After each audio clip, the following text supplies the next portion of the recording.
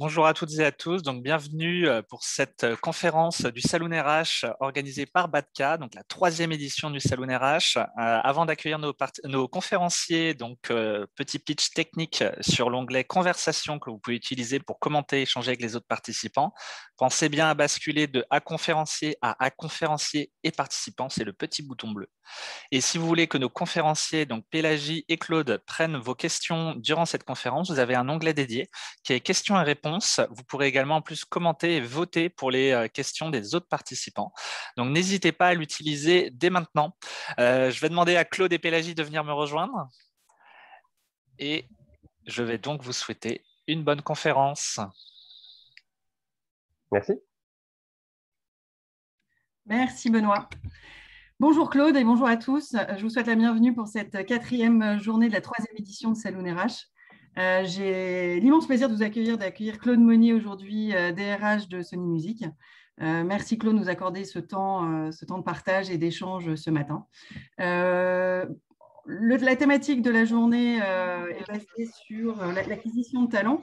Vaste sujet et vaste problématique aujourd'hui et surtout avec ce chamboulement aujourd'hui notre société, notre façon de vivre et de recruter nos collaborateurs. Le thème vraiment précis de notre conférence est comment adapter son recrutement dans un marché en mouvement et l'histoire d'un virage à 360 degrés. Vaste sujet et vaste programme. Dans un premier temps, Claude, je vous propose de vous présenter. Qui êtes-vous? Quel a été votre parcours? Comment êtes-vous arrivé chez Sony Music il y a une petite dizaine d'années maintenant? Bonjour, merci pour l'invitation. Pélagie, merci pour la présentation. J'ai travaillé dans un groupe américain qui s'appelait Monster, le site emploi, il y a plus de 20 ans, avec une découverte du monde du recrutement où nous étions vraiment au carrefour de la bascule entre le Moyen-Âge du recrutement avec les pages saumon du Figaro le lundi matin. Il fallait faire des lettres de motivation manuscrites et des CV imprimés sur du papier, etc. Donc, c'est un autre temps que probablement peu de gens là présents dans notre audience connaissent. Et Monster est arrivé à l'époque où le recrutement sur Internet en France était quand même très précurseur, pour pas dire un peu punk. J'y ai travaillé à la fois sur la France et sur l'Espagne et l'Italie. Donc, c'était une belle aventure méditerranéenne. J'ai ensuite rejoint un groupe de cosmétiques français que tout le monde connaît bien, que je ne citerai pas. J'ai beaucoup utilisé leur shampoing. Ça a été une grande réussite capillaire à titre personnel, où là, j'ai travaillé sur l'intégration de toute la branche cosmétique d'Yves Saint Laurent dans la division produits luxe de L'Oréal, pour le citer, ce fameux groupe français. Et je suis maintenant, depuis presque 10 ans, membre de l'équipe RH du groupe Sony, en charge particulièrement de la division musique. Et j'ai l'honneur de collaborer avec une équipe RH formidable sur la zone francophone africaine, donc des pays comme la Côte d'Ivoire, le Sénégal, le Gabon, etc. Et puis pour la France, qui sont deux zones particulièrement importantes au sein du groupe Sony, avec beaucoup de transformations, beaucoup de conduite du changement depuis une dizaine d'années. Ok, très bien. Je me permets juste d'ajouter, de compléter une petite chose. Vous avez reçu, alors c'est un petit teasing, en 2017, le prix de la disruption numérique lors de la 4e édition du prix des DRH numériques de l'ANDRH. Bon, nos auditeurs connaissent l'ANDRH. Donc voilà, on en reparlera et on comprendra pourquoi tout à l'heure. L'intitulé de notre conférence parle d'adaptabilité. Vous œuvrez dans le monde de la culture, de la musique.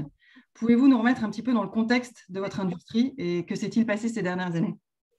Oui, avec plaisir. Ça me semble utile, effectivement, parce que moi, quand je suis arrivé dans cet univers-là, il y a une dizaine d'années, je ne le connaissais pas du tout. J'en avais une lecture de passionné de musique, mais en tant que simple consommateur.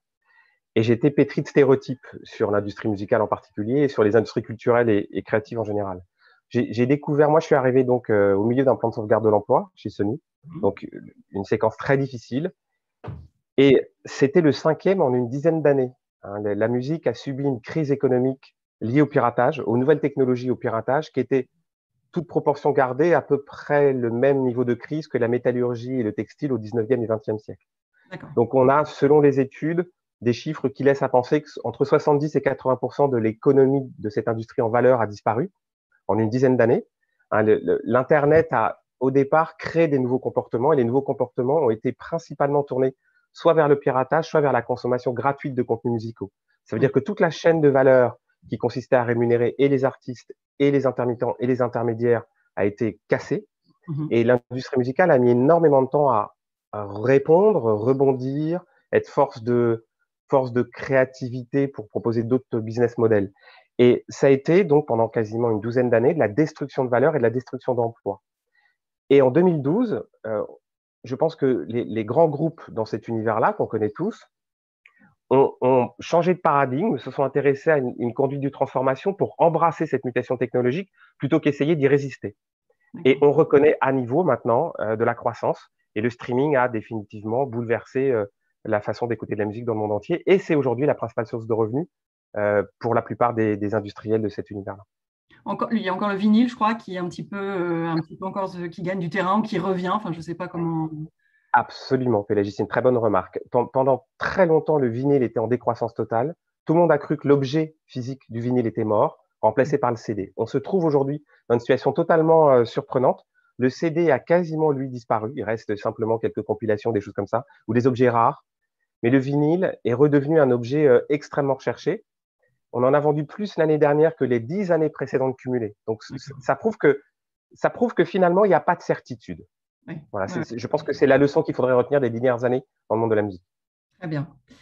Donc de ce fait-là, les métiers donc, ont évolué, ont changé, d'autres ont apparu, certains ont toujours été là. Si on fait un petit focus, on parlera des nouveaux métiers, mais bon, les directeurs artistiques ont toujours existé, ont toujours été présents dans les boîtes de production et dans les sociétés de musique. Comment vous avez lancé en 2017, en 2018, et je crois savoir que ça, il y en aura peut-être une prochainement, la Sony Music Talent Factory.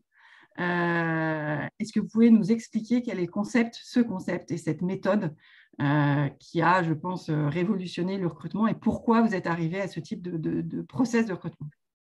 Tout est parti du constat que vous venez de faire, Pélagie. C'est-à-dire qu'il y a un métier central dans le monde de la musique, c'est le métier de direction artistique. Et il a été fait un constat il y a quelques années que ce métier n'avait ni formation initiale, ni formation continue.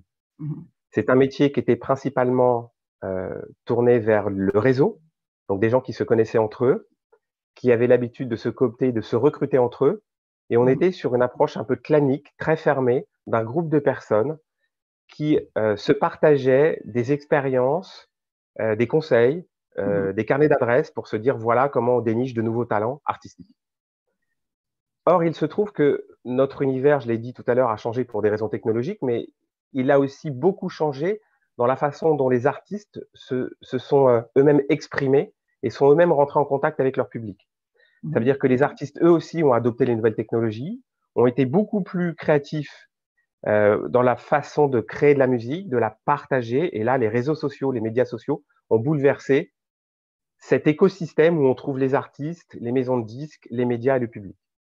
Et les directeurs artistiques, eux, avaient l'habitude d'être dans une relation très intuitu personae, de rencontrer de nouveaux talents dans des studios d'enregistrement, dans des bars, dans des concerts, etc., etc. Et tout d'un coup est devenu le canal principal d'identification de talents, ces fameux réseaux sociaux, quels qu'ils soient, j'en citerai pas ce matin, tout le monde les connaît tous.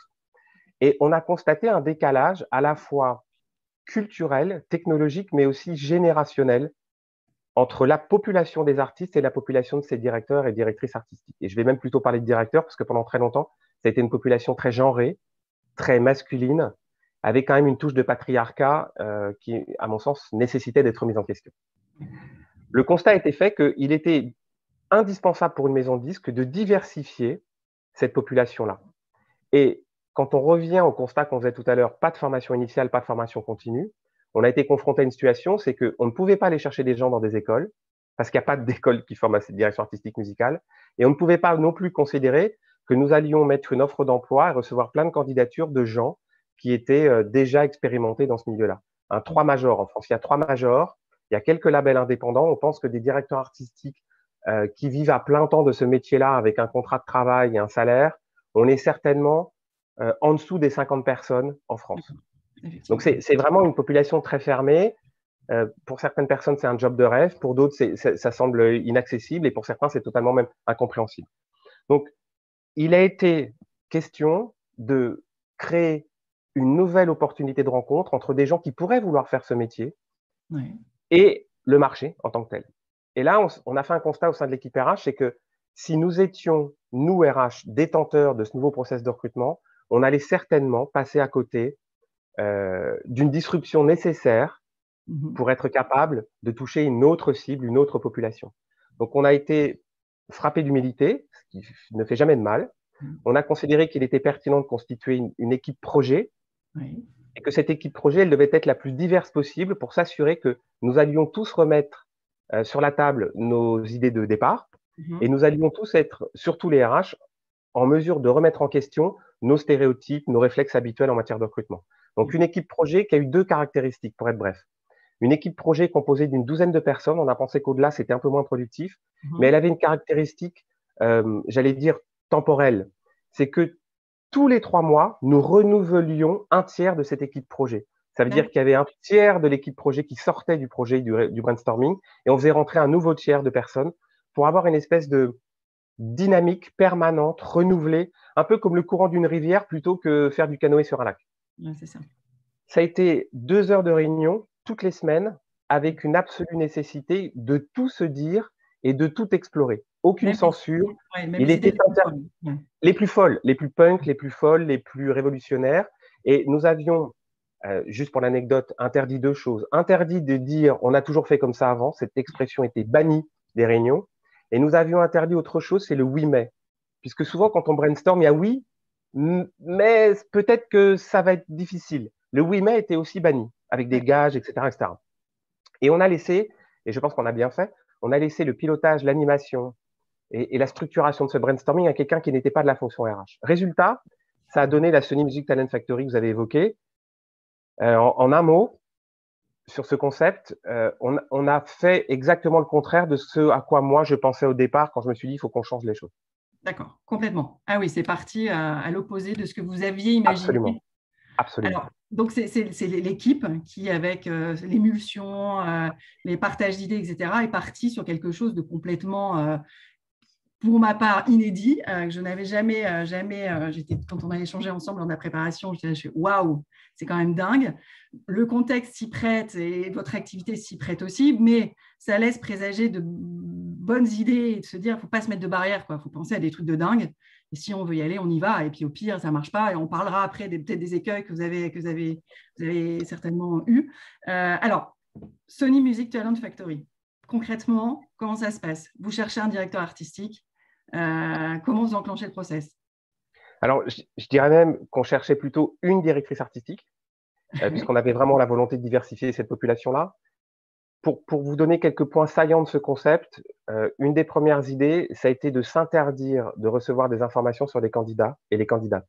Donc, on a interdit le CV, la lettre de motivation, on a interdit la communication sous la vraie identité des candidatures, on a demandé une vidéo de 60 secondes qui consistait uniquement à exprimer sa passion pour la musique, rien de plus et rien de moins, et que cette vidéo pouvait être téléchargée sur une plateforme qui nous permettait de regarder les vidéos en streaming, et que nous demandions systématiquement à ce qu'il n'y ait aucune information d'ordre personnel sur la candidature. Donc 60 secondes de vidéo, j'exprime ma passion pour la musique, je la télécharge sur une plateforme, rien d'autre. On en a reçu 60 000. 60 000. Pour un métier où il y a une cinquantaine de personnes qui l'occupent en France et pas de formation, on a reçu 60 000 vidéos. La deuxième chose qui s'est avérée, à mon sens, punk dans ce process de recrutement, c'est qu'on a donné accès à cette plateforme vidéo à l'ensemble des candidatures et qu'on a laissé les premières étapes de sélection à la charge des personnes qui avaient candidaté. Je le dis autrement. Au lieu de s'inscrire dans une logique habituelle où l'entreprise reçoit des candidatures, elle est décisionnaire et on a une forme unilatérale et asynchrone de prendre une décision, on a dit aux candidats, voici 60 000 vidéos, vous faites partie de la communauté des gens qui ont candidaté, on va vous demander de nous sélectionner les vidéos qui vous semblent les plus pertinentes pour passer l'étape suivante. Donc ça veut dire que pour la première fois en France, à ma connaissance, on a inversé le process décisionnel, on a renvoyé l'autorité aux candidatures plutôt que la garder en tant qu'employeur. Donc, un travail sur, là, plus loin, symétrie des attentions, et on a travaillé sur une logique synchrone, ce qui en recrutement est rarement le cas. On sait qu'il y a souvent, le candidat et la candidate sont très pressés d'envoyer des choses, et parfois il se passe des jours, des semaines, voire des mois, voire pas de réponse. Là, on a dit au candidat, la plateforme Stream est live, vous votez quand vous voulez, vous avez juste droit à un vote. 60 000 vidéos, 60 000 votes. Ils en ont retenu 1500. Et la troisième chose dans le temps, ça s'est fait sur une semaine, sur un mois, sur 90 jours. La première étape a pris 90 jours parce qu'en fait, on a constaté une chose, c'est que nous avons été nous-mêmes surpris par la quantité, le flux de candidatures reçues. Oui. C'est-à-dire que tous les jours, toutes les nuits, toutes les semaines, il tombait des candidatures. Au départ, on s'était dit, on part pour 30 jours. Et quand on a vu qu'il y avait un flux ininterrompu, puisque les réseaux sociaux ont fait leur travail, que c'est devenu complètement viral, on avait diffusé, pour l'anecdote aussi, la première offre d'emploi Shazam dans le monde. Ok. Shazam, c'est l'appli qu'on active quand on veut reconnaître un morceau de musique qu'on connaît pas. Ce qu'on sait peu, ce qu'on sait plus maintenant, mais ce qu'on savait peu à l'époque, c'est que sur Shazam, il y a un petit picto qui est un petit appareil photo, et Mhm. Shazam ne peut shazamer du son, mais peut aussi shazamer des images. Eh bien, on avait développé une infographie spécifique, comme une forme de QR code, où il Ouais. suffisait de shazamer avec l'appli vidéo ce QR code-là, et vous pouviez avoir accès directement à la plateforme de vidéo et envoyer votre candidature. Ça a tellement bien marché que ça a été un énorme topic trend sur Shazam, et donc Ouais. on a laissé un espace-temps de 90 jours, ce qui a donné 60 000 vidéos. D'accord. L'autre chose qui s'est avérée relativement surprenante pour nous, c'est que nous nous sommes rendus compte à quel point ce flux de candidatures était de qualité. Au départ, on s'est dit des vidéos de 60 secondes, peut-être qu'on va s'adresser qu'à une petite communauté qui sait faire de la vidéo avec du matériel très professionnel. On y a vu des choses absolument exceptionnelles. On a passé des jours et des nuits entières à manger des pizzas et des glaces dans les locaux de Sony pour les regarder, tous ensemble. Et on a été surpris évidemment par la quantité de candidatures. Sur ce Mhm. poste-là, 60 000 vidéos, c'est incroyable. Mais par la qualité de la prestation. À tel point, mais on en reparlera peut-être très rapidement tout à l'heure, nous n'avons pas recruté que des directrices et des directeurs artistiques. Ça nous a amené des candidatures bien au-delà de ce type de métier-là, et ça nous a ouvert en termes de rencontres avec des profils qu'on n'aurait peut-être jamais rencontrés autrement. Super, ouais. Donc, il y a eu un double effet, à la fois sur le Oui, directeur artistique et puis de rencontrer des talents que vous n'auriez peut-être pas rencontrés en temps normal, absolument. pas aussi facilement. Oui, c'est ce qu'on pourrait appeler un effet d'aubaine, et on a été surpris, mais on a essayé d'être à la hauteur sur la qualité de ces candidatures-là et d'avoir un esprit très ouvert par rapport aux opportunités de collaboration que ça pouvait faire naître. Complètement. Et tout ça sponsorisé.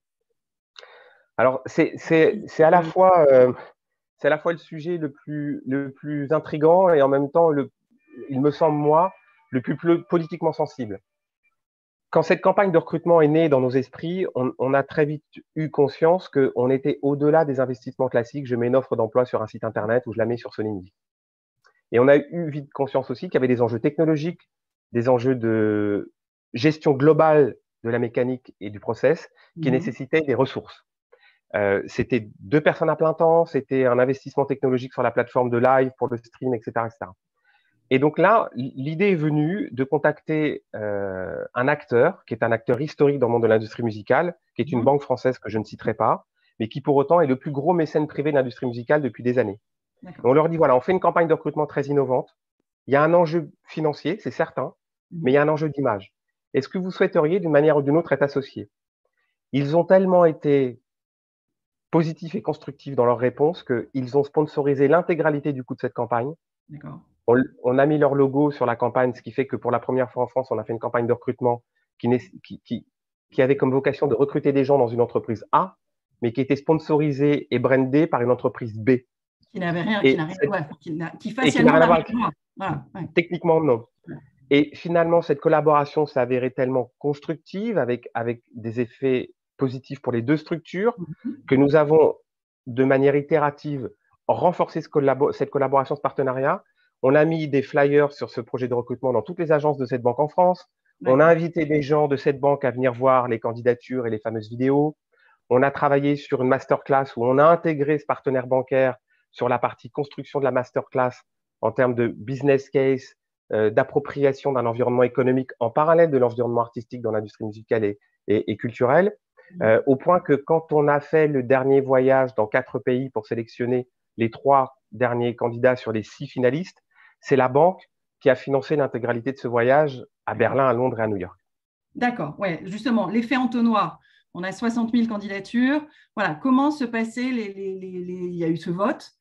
Oui, Vous avez les participants, ceux qui ont aussi postulé, entre guillemets, ont voté pour leur père.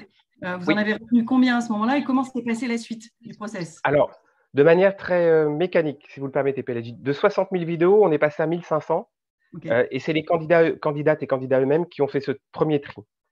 Les 1500 vidéos retenues, on leur a demandé de nous présenter une playlist de 5 tracks sur SoundCloud et OK. une deuxième vidéo de 180 secondes pour expliquer ce choix technique de cette playlist-là. Pourquoi le choix de ces artistes, pourquoi le choix de ces morceaux, quel univers musical, etc.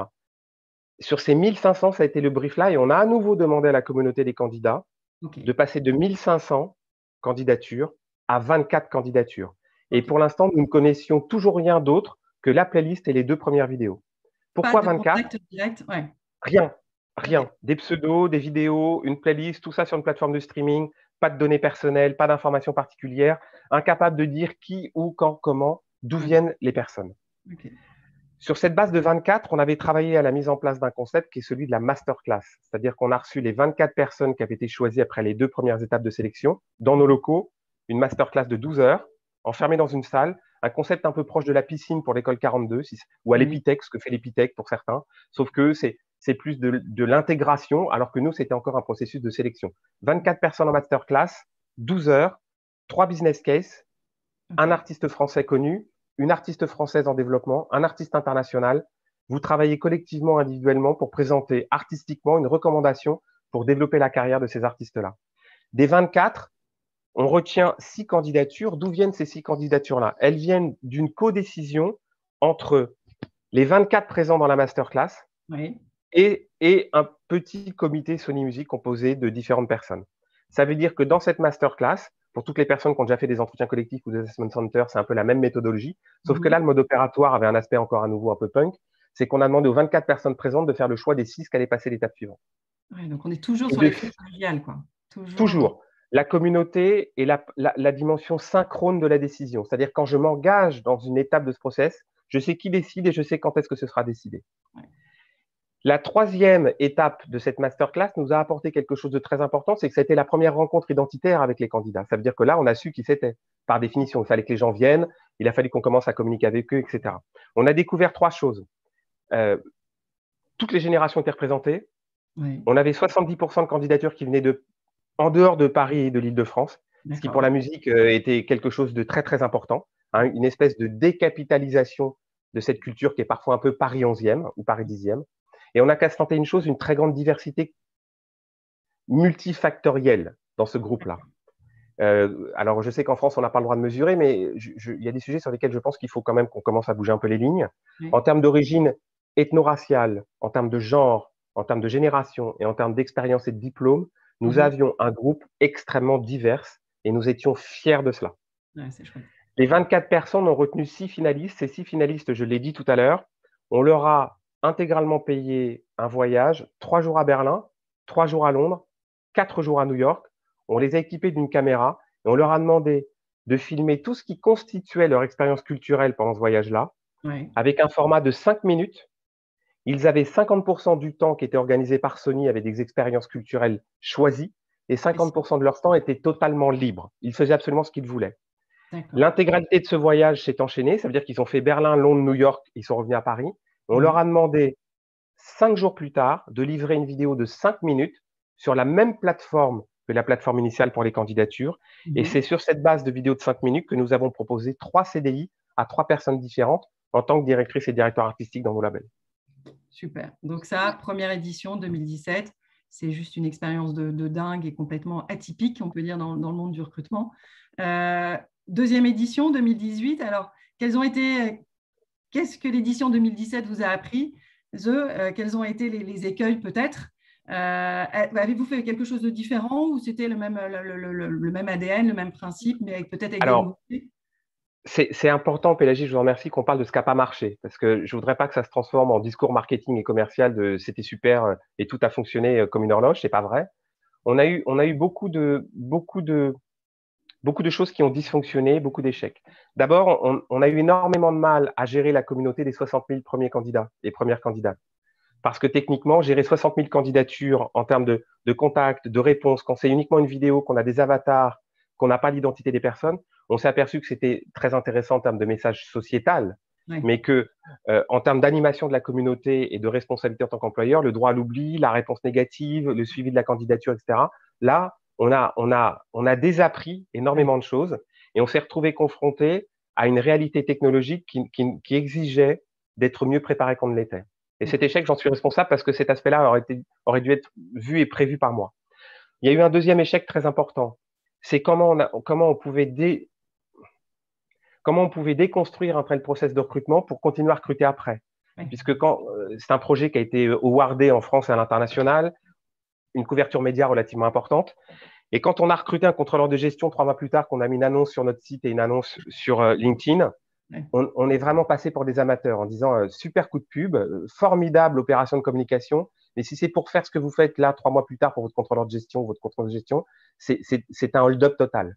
Justement, j'ai posé la question pour les métiers un peu moins dans la musique, pour les services un peu plus support, les métiers un peu plus classiques. Oui. Voilà, vous continuez un process classique, ce qu'on appelle classique aujourd'hui. Hélas, oui. Hélas, oui, Pélagie. J'en ai à la fois honte et je le reconnais, je l'assume. Nous avons été incapables de maintenir ce niveau de créativité, ce niveau d'exigence pour de bonnes et de mauvaises raisons. Et ça veut dire qu'aujourd'hui, nous sommes une entreprise totalement schizophrène, innovatrice sur certains aspects et pour certaines fonctions, mais d'un classicisme affligeant. On oscille entre le 19e et 20e siècle quand on cherche un poste en finance ou un poste en fonction support. On essaye de changer cela, mais on s'aperçoit qu'un tel Barnum est extrêmement lourd, extrêmement sollicitant en termes de ressources, parfois aussi un peu coûteux, et que ça a interrogé nos modèles et qu'aujourd'hui, nous sommes finalement très déséquilibrés dans ce qu'on met en œuvre en fonction des métiers sur lesquels on recrute. Alors, j'assume pleinement le côté vitrine pour les directions artistiques. J'assume totalement ce qu'on fait de banal et d'assez désespérant sur les fonctions support. Je ne serais pas si dur que vous. Ce n'est pas ce côté banal. OK, c'est vrai qu'un métier de finance, le métier de l'administration également. Mais le fait que vos process et cette Talent Factory, justement, doit donner envie aux candidats de se dire « Waouh, je rentre dans une boîte où, pour des profils plus artistiques, utilise une méthode et une façon de faire plus fun, ce qui s'explique. » Donc bon, on peut pas, ça n'a rien de... Ne soyez pas si dur avec vous, Claude. Donc, quels ont été les écueils? Les écueils... Le côté technique. Oui, l'écueil technique. Et puis, il y a eu un écueil extrêmement important de notre part aussi. C'est comment permettre à toutes ces personnes qui s'étaient engagées dans ce process de recrutement d'en retirer une expérience individuelle, puisqu'on parle beaucoup de choses expérientielles ou user-centric, pardon. C'était de permettre à cette communauté-là, qui avait fait souvent un acte de créativité assez fort, de pouvoir, indépendamment d'avoir obtenu un poste chez Sony Music, de pouvoir bénéficier de ce process de recrutement et d'avoir un retour sur investissement. Et là, l'idée n'est pas venue de nous, l'idée est venue des candidats, c'est-à-dire qu'on a laissé cette communauté vivre par elle-même et que beaucoup de candidats nous ont demandé à rentrer en contact les uns avec les autres, alors qu'au départ, c'était uniquement par des avatars et un réseau social dédié. On a communiqué pour accepter de lever les confidentialités et on s'est aperçu qu'il y a beaucoup de gens qui s'étaient rencontrés grâce à ce process de recrutement, qui ont initié des projets, qui ont fini par travailler entre eux, créer des labels indépendants, créer d'autres aventures, etc., etc. Ce qui a été notre principale source d'inspiration pour la saison 3 qu'on va lancer dans quelques temps, dont on va parler tous les deux. Voilà, merci. Je vous laisse enchaîner sur la saison 3, parce que le temps passe vite et c'est hyper intéressant. J'en étais sûr. La Talent Factory 3. Je vais vous la résumer là aussi en quelques mots, parce que le temps passe vite, vous l'avez dit, Pélagie. Saison 3. Nous sommes cette fois sur quelque chose d'assez révolutionnaire également. Nous ne recherchons plus une personne pour un poste, mais nous allons créer un concept de recrutement qui va consister à intégrer un collectif. Je m'explique. Nous allons demander à des personnes de postuler en tant qu'équipe, que collectif, que groupe, couvrant les fonctions direction artistique, marketing et réseaux sociaux, audience development. Nous allons proposer un contrat de travail unique pour ces crews, ces équipes de 3 personnes. Donc, nous n'allons pas embaucher une personne pour un poste, mais une équipe pour couvrir un projet à qui on va proposer un contrat à durée indéterminée, mais un contrat de travail collectif, ce qui n'existe pas encore dans le droit français. Nous allons continuer sur cette logique de sponsor. Nous sommes en contact aujourd'hui et en collaboration avec un opérateur télécom qui va couvrir l'intégralité de la démarche économique liée à ce process de recrutement. Et nous allons un petit peu plus loin que le premier partenariat. Nous allons avoir 2 campagnes de recrutement. Nous recrutons ces équipes, ces collectifs créatifs pour les industries musicales. Et cet opérateur télécom lié à la technologie 5G va recruter 10 000 ingénieurs dans le monde. Nous allons faire une campagne de recrutement commune, synchrone et croisée avec un site, un réseau social dédié. Et c'est dans la rencontre des 2 communautés créatives d'un côté et tech de l'autre qu'on va demander à l'ensemble des candidates et des candidats de travailler sur des projets liés à la technologie 5G, dans l'industrie musicale d'un côté et dans le développement technologique de l'autre. Et ce process de recrutement va continuer à être totalement inversé, puisqu'on va à nouveau demander à la communauté des candidatures de faire le choix des candidats qui passent les étapes suivantes. Dernière information, donc je me répète, on recrute un collectif, un contrat de travail unique, un sponsor qui est un opérateur télécom, 2 process de recrutement totalement parallèles qui vont s'entrecroiser sur des problématiques communes pendant le process de recrutement. Et la troisième information que je peux vous donner, c'est qu'on sera sur une logique où l'ensemble des candidatures qu'on va recevoir dans le cadre de ce process-là vont être redistribuées gratuitement à l'ensemble des acteurs de l'industrie culturelle et créative. Je le résume en un point. Il y a 3-4 grands acteurs mondiaux dans le monde de la culture. Et nous, on reçoit déjà beaucoup de candidatures, on est très exposé, un très gros employer branding. Il y a une kyrielle de petites entreprises, PMI, PME, ETI, ETE, des gens qui sont parfois freelance, auto-entrepreneurs, intermittents du spectacle, qui cherchent des ressources sur de nouveaux modes collaboratifs. L'ensemble des candidatures qui vont être générées par ce process de recrutement-là seront remis intégralement, totalement gratuitement sur un réseau social dédié à l'ensemble des acteurs économiques des industries culturelles et créatives en France. D'accord. Ah ouais, donc effectivement, très, très novateur. Je reste très curieuse, ça c'est mon côté un peu juriste du un groupe, un contrat. Je pense que vous êtes en cours de discussion, d'homologation. Je ne sais pas au niveau juridique comment ça va se passer. Mais... Alors, c'est simple parce qu'il faut que je le dise quand même. J'ai une personne dans l'équipe qui s'appelle Tatiana, qui est une des meilleures juristes de France en droit social, qui a travaillé sur la structure de ce contrat-là. On va aller certainement un peu plus vite qu'on pourrait le faire dans le cadre officiel et protocolaire avec le législateur. Et puis, on va essayer de faire bouger un peu les lignes du droit social en France sur ce sujet-là. Donc, on va essayer de faire de la JP avant même que la Chambre sociale de la Cour de cassation s'y penche. Bon, ça, c'est chouette. Bon, hâte de vous lire, en tout cas. Claude, je vous remercie beaucoup pour ce temps accordé, cet échange et cette expérience. Un dernier petit conseil que vous donneriez à des entreprises peut-être un peu plus classiques que la vôtre, comment rendre ces process de recrutement un peu plus fun, un peu plus sympa, un peu plus liant, un peu plus vivant pour nos auditeurs? Je vous remercie pour cette question parce que c'est celle qu'on se pose aujourd'hui systématiquement dans la maison. Faire confiance aux candidatures, faire confiance aux candidates et aux candidats qui sont aujourd'hui, comme le sont nos artistes, très innovantes. Il y a une capacité créatrice chez les candidates et chez les candidats aujourd'hui qu'on ne peut plus renier. Ils savent aujourd'hui repousser les frontières extérieures de la rencontre entre une entreprise et une candidature.